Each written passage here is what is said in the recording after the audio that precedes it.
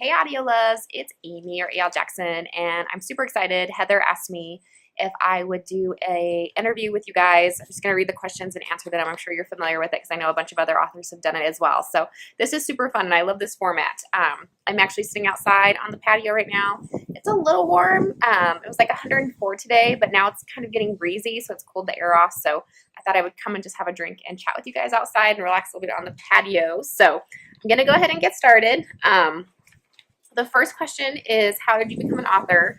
And I think this is the question that I probably get asked most. And it's one of those things I just think was by accident. I guess I've always been a writer in the sense that I used to write poetry in high school, but more just for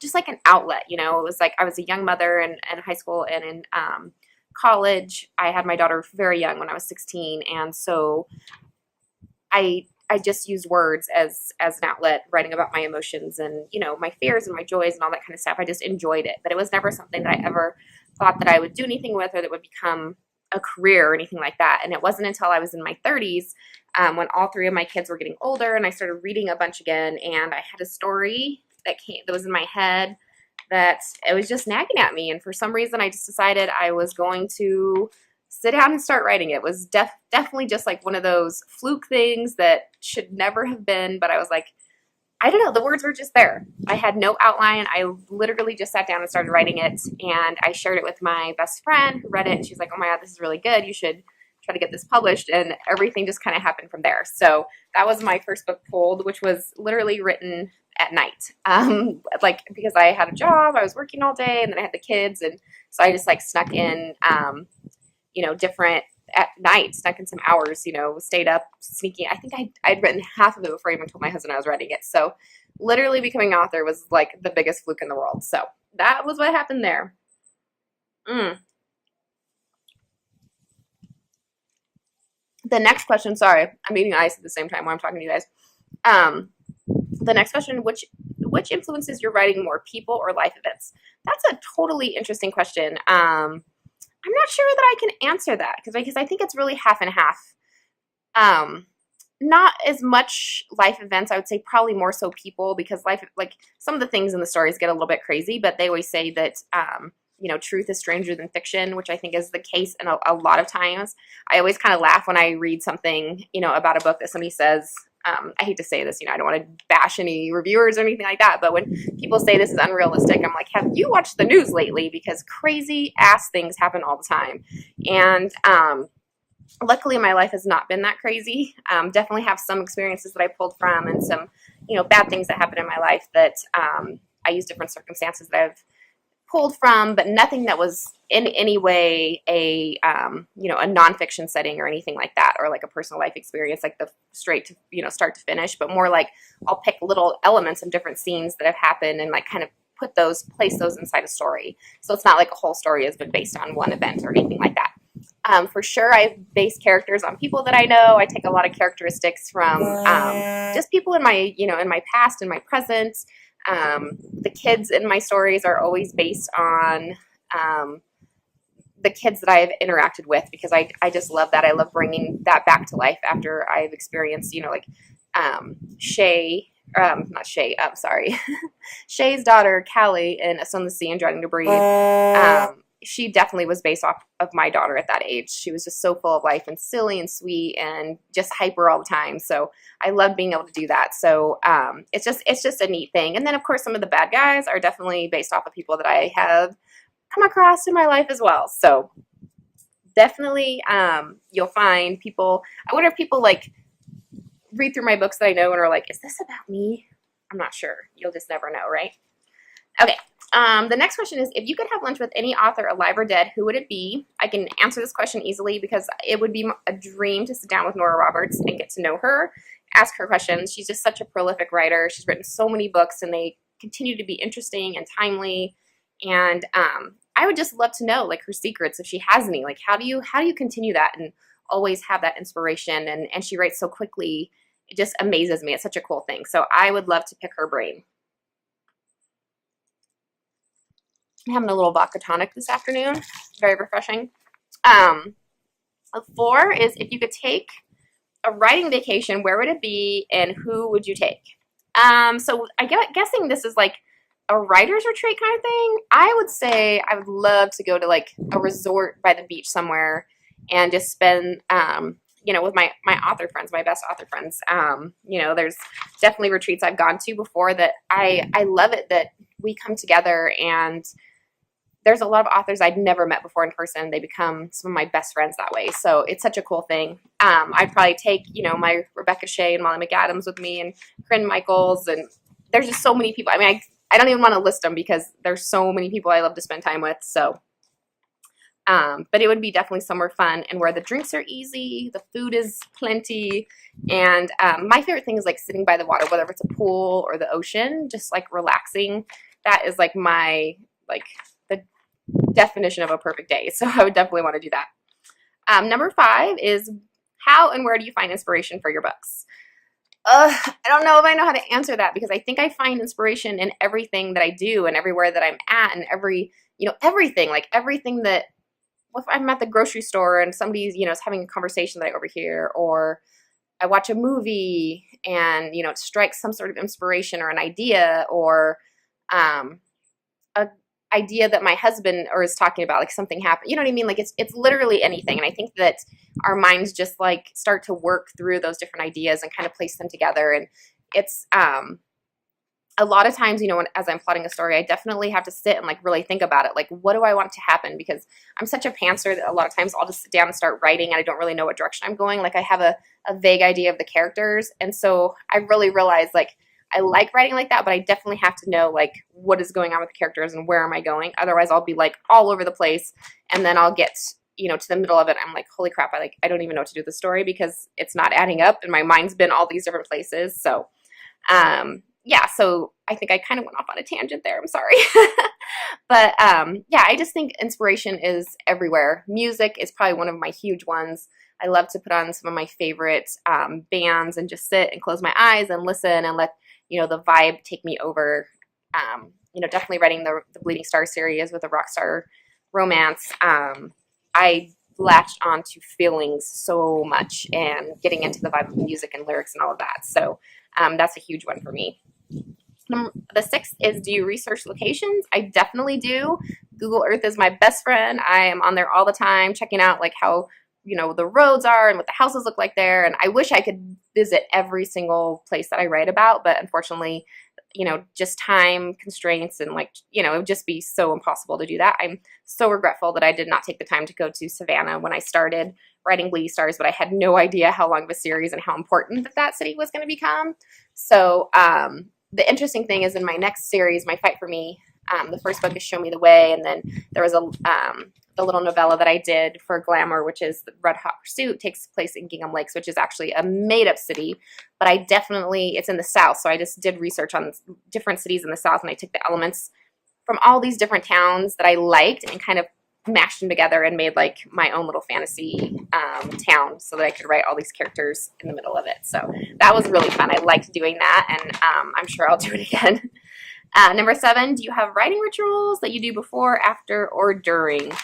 I don't think really any rituals. Like I get up and, have coffee, and I will, go over emails, and like I kind of take care of like the basic office duties that I have to do in the morning time, and then just kind of get to work. I'll usually put on music to kind of get me in the mood. So that's probably my biggest ritual, is probably putting on a playlist or whatever, just to like set the mood for whatever scene that I'm writing that day.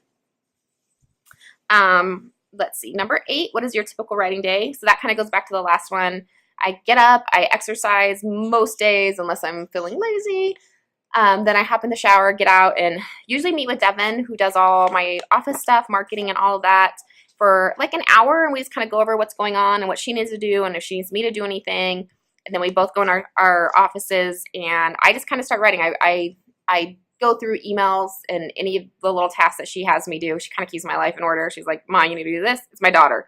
And it's so awesome that I get to work with her. So she's here all day. And and then I just get to work and start writing. And depending on how inspired I feel that day, how quickly the words are flowing, I usually will start writing anywhere between 10 and 11 by the time I get done with everything. And then sometimes I'm there till, I don't know, 6 or 7. Sometimes I'll stop early and write more at night. It kind of just depends on how many words I got, because I do try to get in about 3,000 words a day. And if I'm running short, then my day's longer. And then other days I'm like, oh my gosh, I'm like done and it's only 4 o'clock. So those are like amazing days. I love that.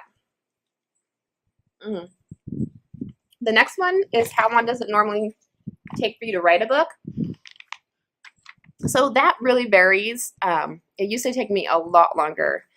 Before Devin worked with me and I had a bunch of other stuff to take care of, all the office stuff, you know, it would take me usually 5 or 6 months to write a book. And it was a lot of me just like being stressed out over making it so perfect and just, you know, toiling over every single sentence and all of that. And I think as time has gone, I've learned that it's better to just get all my ideas down and go back and edit it later. So I can look at the book as a whole, and it makes it easier. And I think that the end result is actually better.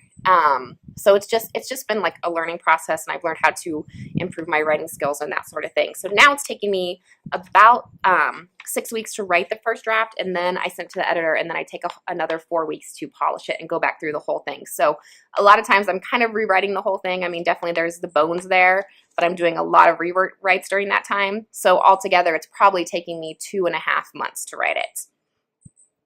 How many times have you scrapped a book? Oh my gosh, I don't even want to answer that question. I don't know, because I probably cry.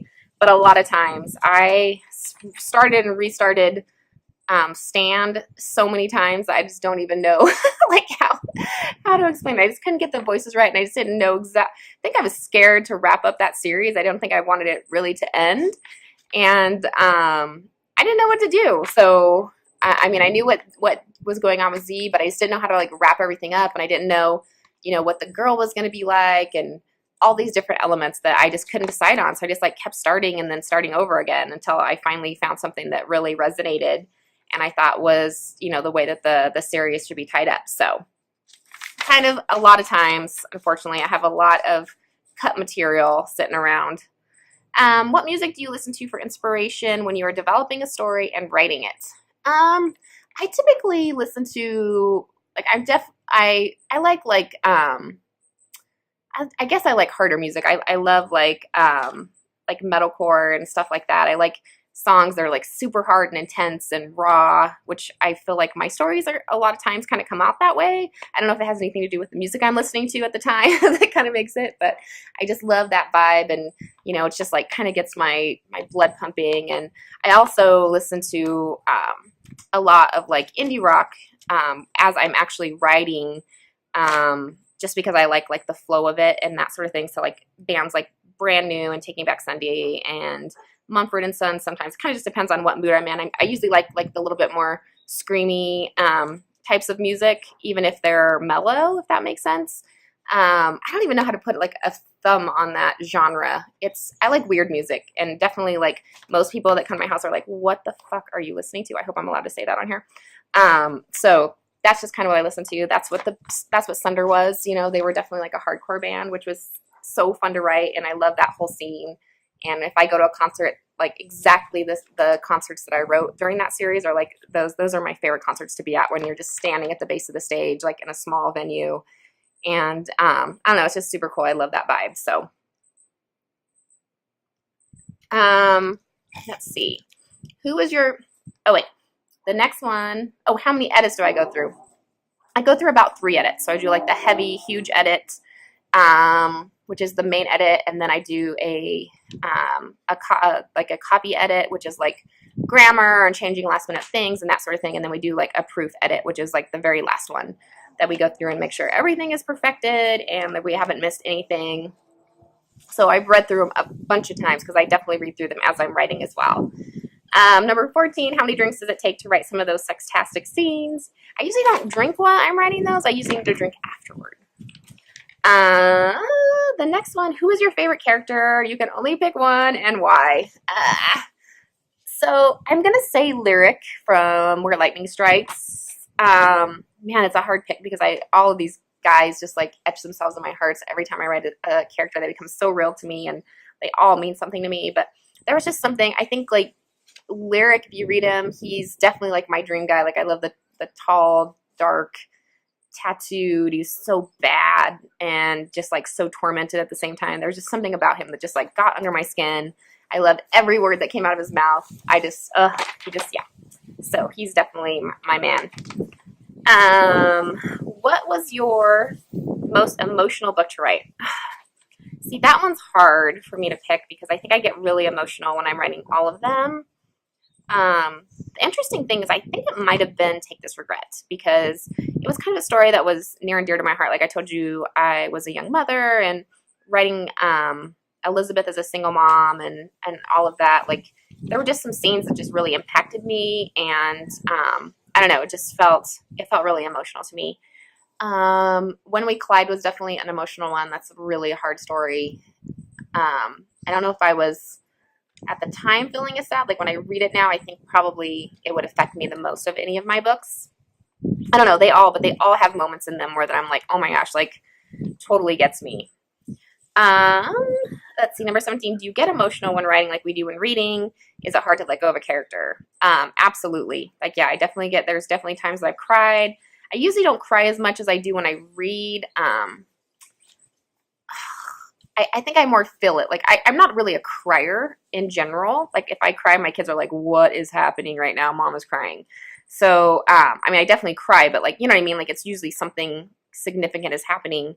And so I'm not one of those people that like on a weekly basis cry. Like, and I think it's not that that's negative. Like sometimes I'm like, I just wish I could cry, but I just don't. I'm just not a crier, you know, because I think it's such a great stress relief. So I don't think I get that like choked up feeling as I'm writing, but I definitely get like my heart's pounding and I can feel it in my bones. And, you know, I get that way with all of them. And letting go of the characters is like, oh my gosh, it's so hard. Like I was almost frozen to start this next series because I was in the Bleeding Stars world for so long and those characters meant so much to me that it was so hard to let them go. And it's still hard. Like I think about it and I'm like, I can't believe it's over. But then I'm so in love with the new series. So you just kind of, you know, you kind of go with it and know that, you know, you have to, and you have to put them out in the world. And that's what the whole point of writing it to begin with is to get them out there. But you get so wrapped up in them while you're writing them that definitely, you know, you get attached and then you're worried because then everybody's going to judge them and all that kind of thing. So it's, I don't know. It's definitely hard sometimes. What book was the most fun to write? I don't know if I'm allowed to say this because it's just like the novella, the Red Hot Pursuit, but it was so fun. So sexy and flirty, and I just rolled right through it, and I was like, this is going to suck because I didn't have all the words that I normally think I have to put into a story, and in the end, I loved it. I thought it was so fun, and then it was like emotional at the same time too. So it was just like one of those things that just really came together. So I was excited about it. Okay, so who do you choose for narrators for your books? I've been working with Andy Arndt for like since the beginnings.